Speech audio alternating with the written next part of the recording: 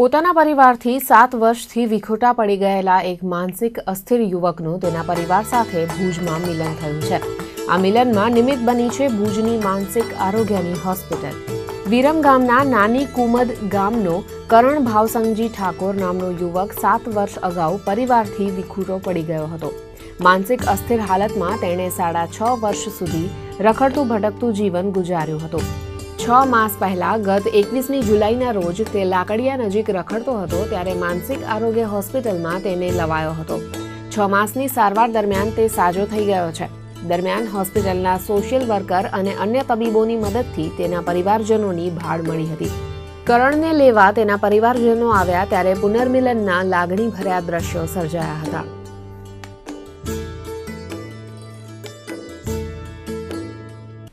ભુજના ગોકુલા ચેરિટેબલ ટ્રસ્ટે કચ્છમાં વિવિધ ક્ષેત્રે વિશિષ્ટ પ્રદાન આપનારી 11 પ્રતિભાઓને ગોકુલા એવોર્ડ એનાયત કરી તેમનું સન્માન કર્યું હતું। ભુજની અદાણી મેડિકલ કોલેજના ઓડિટોરિયમમાં યોજાયેલા એવોર્ડ સમારોહમાં 11 પ્રતિભાઓને એવોર્ડની ટ્રોફી અને પુરસ્કારની રકમનો ચેક આપી સન્માનિત કરવામાં આવી હતી। સન્માન મેળવનારાઓમાં ગરીબ દર્દીઓ માટે જાત ઘસી નાખનારા ભુજના જેઠાલાલ ઠક્કર, લશ્કરી અર્ધલશ્કરી દળોમાં જોડાવા યુવાનોને પ્રેરણા અને તાલીમ આપનારા ભુજના પ્રવીર ધોળકિયા, 4 વખત સ્ટેટ ચેમ્પિયન રહી ચૂકેલી કચ્છ મહિલા કબડ્ડીની ટીમ, રોગાન આર્ટ્સના એકમાત્ર કારીગર અબ્દુલ ગફૂર ખત્રી, મુન્દ્રાના રતાળિયાના મોંઘીબેન મ્યાત્રા, ગુંજ સંસ્થા, ભૂસ્તરશાસ્ત્રમાં નોંધપાત્ર પ્રદાન કરનારા મૂળ અમદાવાદના પ્રોફેસર મહેશભાઈ ઠક્કર વગેરેનો સમાવેશ થાય છે।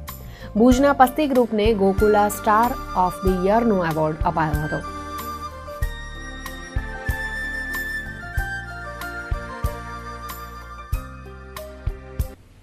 કચ્છી ભાનુશાલી સમાજ માટે ભુજમાં મફત મેડિકલ કેમ્પનું આયોજન થયું હતું, જેનો 500 દર્દીઓએ લાભ લીધો હતો। કચ્છી ભાનુશાલી સેવા સમાજ ટ્રસ્ટ અને ભાનુશાલી સમાજના તબીબોના સંગઠન ભાનુ મેડિકોના સંયુક્ત સહયોગથી આ મેડિકલ કેમ્પ યોજાયો હતો। આગામી દિવસોમાં પણ આ મેડિકલ કેમ્પ ભાનુશાલી સમાજની બહુમતી ધરાવતા વિવિધ ગામો અને શહેરોમાં યોજાશે।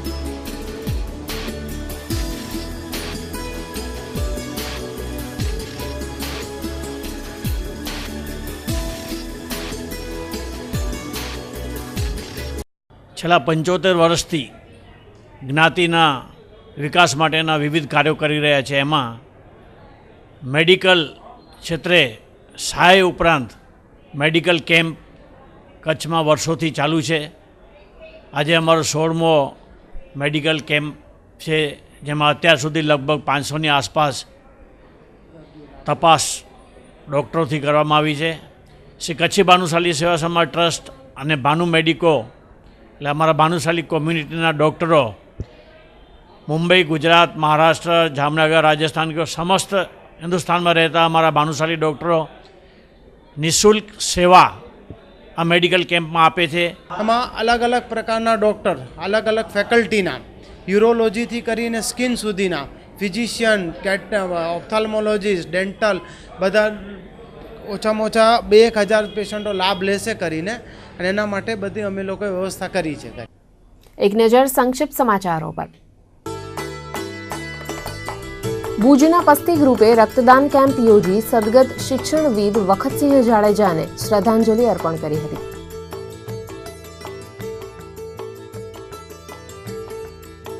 માર્ગ સલામતી સપ્તાહની ઉજવણી અંતર્ગત ભુજના પોલીસ તાલીમ ભવન ખાતે છાત્રોને એસપીએ પ્રેરક ઉદ્બોધન આપ્યું હતું। કચ્છ જિલ્લા ભાજપ અંત્યોદય સેલ દ્વારા વિવિધ પછાત જ્ઞાતિના ધોરણ 10, 12 અને કોલેજના 70 જેટલા તેજસ્વી છાત્રોને સન્માનપત્ર પુરસ્કાર અપાયા હતા। કાર્યક્રમમાં રાજ્યમંત્રી તારાચંદ છેડા, સંસદીય સચિવ વાસણ આહિર ઉપસ્થિત રહ્યા હતા।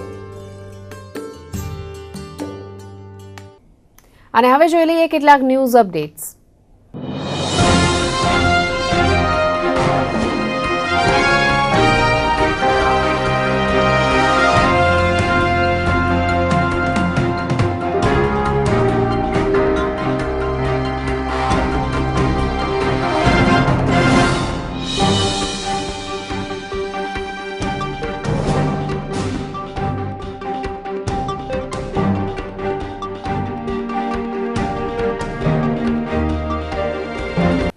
બુલેટિનના અંતમાં મુખ્ય સમાચારો ફરી એકવાર. સ્વાઇન ફ્લૂના વધુ 4 પોઝિટિવ કેસ નોંધાયા. ભુજમાં 2 પોઝિટિવ કેસ. 11 વર્ષનો બાળક પણ સ્વાઇન ફ્લૂની ઝપટે. શાળાઓ રાખે તકેદારી. કુલ 26 દર્દીઓમાંથી 18 દર્દી છે મહિલા. સ્વાઇન ફ્લૂના ટેસ્ટિંગની લેબ શરૂ કરવા જીકેમાં જગ્યાની શોધ. સંકલનની બેઠકમાં છવાયો સ્વાઇન ફ્લૂનો મુદ્દો. જનજાગૃતિ માટે મોરારી બાપુએ પણ કરી અપીલ. વાગડમાં હડકાઈ ભેંસના દૂધે ફેલાવ્યો ગભરાટ. ખડીરના રતનપરના 300થી વધુ લોકો રસી લેવા દવાખાને દોડ્યા. ભેંસનું હડકવાથી મોત થયા બાદ લોકોમાં ગભરાટ. કોઠારાની શાળામાં માસૂમના મોત બાદ ગ્રામજનોમાં ભભૂકતો આક્રોશ. શાળા સંચાલકો વિરુદ્ધ ફોજદારી ફરિયાદ નોંધવા માંગ. ભુજમાં લોક જનશક્તિ પાર્ટીએ તંત્રને આપ્યું આવેદનપત્ર. ગોકુલા ચેરિટેબલ ટ્રસ્ટે કચ્છની વિવિધ 11 પ્રતિભાઓનું કર્યું સન્માન. શિક્ષણ, આરોગ્ય, સામાજિક સેવા સહિત વિવિધ ક્ષેત્રે વિશિષ્ટ પ્રદાન આપનારા મહાનુભાવોનું સન્માન. ને કચ્છમાં ઠંડીની ધાર બની તેજ. નલિયામાં પારો એક જ રાતમાં 5.5 ડિગ્રી ગગડ્યો. 6.4 ડિગ્રીએ નલિયા રાજ્યમાં સૌથી ઠંડુ. ભુજમાં પણ પારો સિંગલ ડિજિટ પર. તો આજના બુલેટિનમાં બસ આટલું જ. ઉપસ્થિત થઈશું કચ્છ સહિત દેશ વિદેશની ખબરો લઈને સોમવારે. નમસ્કાર.